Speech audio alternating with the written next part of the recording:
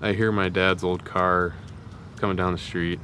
It was an old Subaru, and it was distinctly loud, and I can hardly contain my excitement. I grab my glove, and before he can hardly even walk in the door, I'm tossing the glove to him and saying, "Let's go play catch, Dad."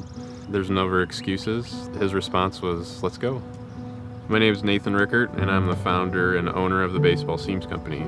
I tear apart old tattered baseballs and create unique, meaningful pieces of artwork out of those baseballs. Yeah, the whole idea started after watching the World Series back in 2001. If you remember, President Bush famously threw out the first pitch in New York about a month and a half after the tragic events of 9/11, and for me it was a moment that transcended sports, and for whatever reason the idea to make an American flag out of old tattered baseballs popped into my head. And so I took a few old baseballs from practice, tore apart the leather and seams, crafted into what I was picturing in my head, and the first one I made was absolutely beautiful. And from there it just kind of morphed into, what am I going to do with this?